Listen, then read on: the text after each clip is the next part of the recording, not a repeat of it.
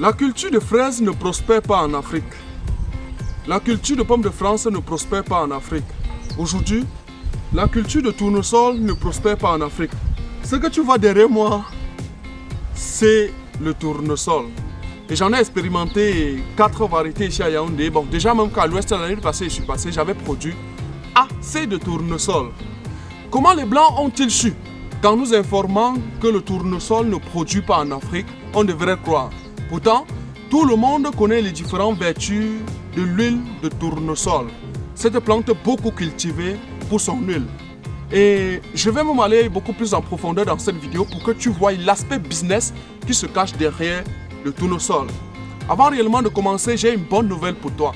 Si tu as un projet d'avocatier greffé, si tu as un projet de bananier plantain, si tu as un projet de maïs, alors j'organise à partir du 29 novembre 2022 une grande formation en présentiel à Yaoundé, au cours de laquelle je vais t'enseigner l'itinéraire technique de production de l'avocat le premier jour, puis bananier plantain le second jour, puis le maïs le troisième jour.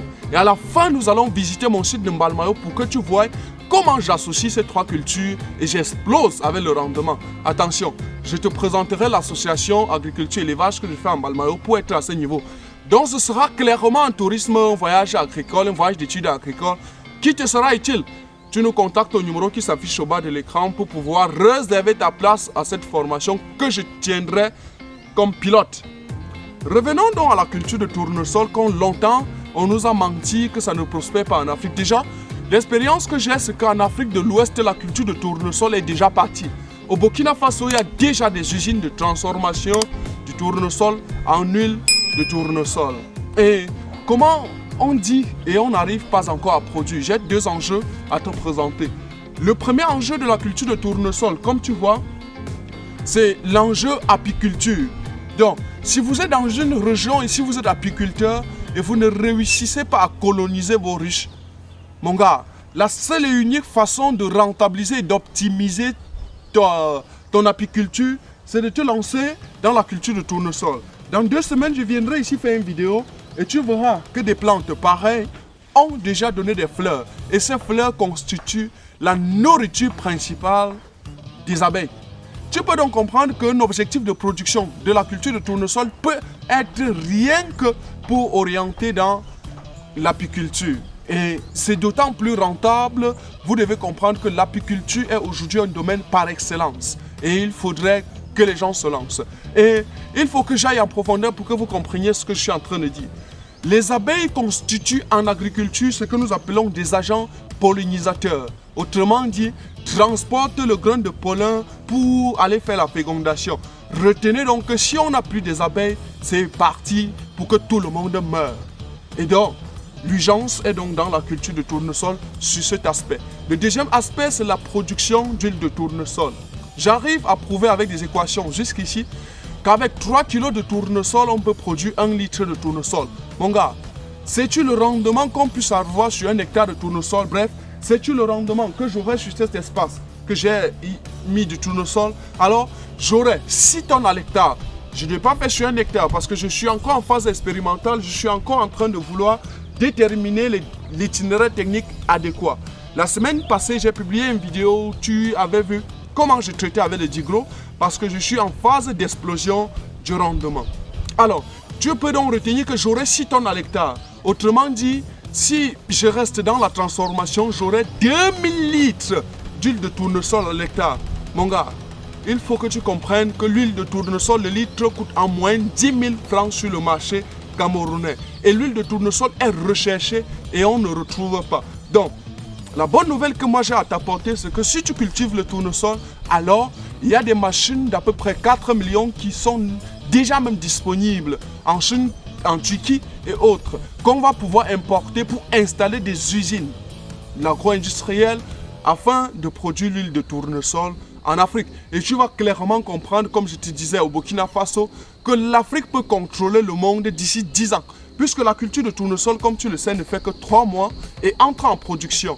Et donc, on pourrait contrôler le monde avec la production. Parce que j'ai quand même regardé des statistiques américaines et européennes. Pour avoir 6 tonnes à l'hectare comme ce que nous avons ici, c'est difficile. Alors, nous devons donc profiter du fait que le tournesol prospère avec succès en Afrique pour produire et exploser le monde. Le site est légèrement grand, donc de ce côté-ci, c'est une autre variété que j'ai expérimenté ici. On entrera en profondeur dans ce business, ça va jusqu'en bas. Question que tu comprennes, parce que d'ici janvier, j'aurai une fiche technique propice pour la production du tournesol au Cameroun. Et il te faudrait aussi revoir cette fiche technique si tu veux clairement te lancer dans la culture du tournesol. Maintenant que tu sais tout, en ce qui concerne le tournesol, on va aller dans la science prochainement. Donc, on va aller vraiment à l'intérieur. Je vais te donner toutes les différentes pistes de production du tournesol.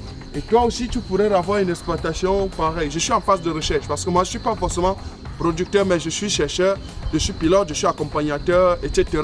Pour terminer, il faut que je te donne un indicateur de performance en ce qui concerne l'huile de tournesol.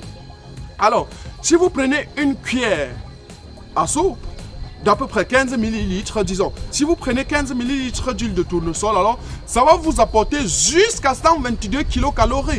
Je ne sais pas si vous comprenez ce que je suis en train de dire.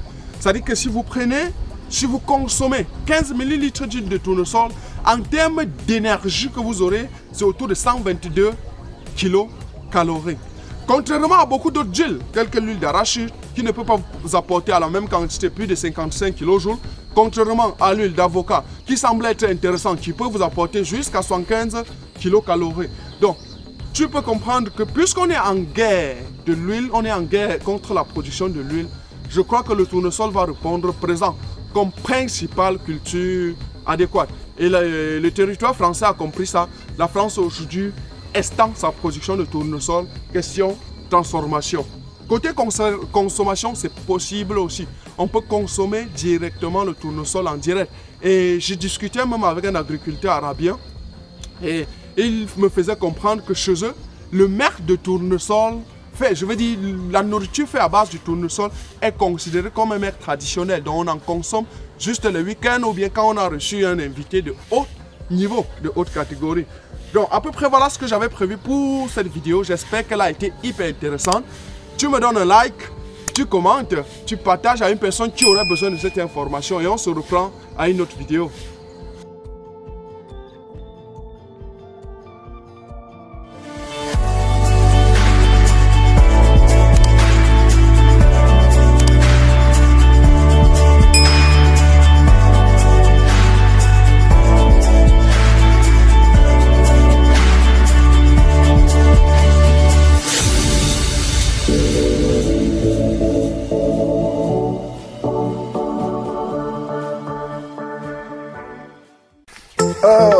Bonjour ma personne, j'espère que tu vas bien. Bon, aujourd'hui je vais un peu te présenter comment évolue la variété Ixon, avocat greffé ici en Balmayo, donc tu vois.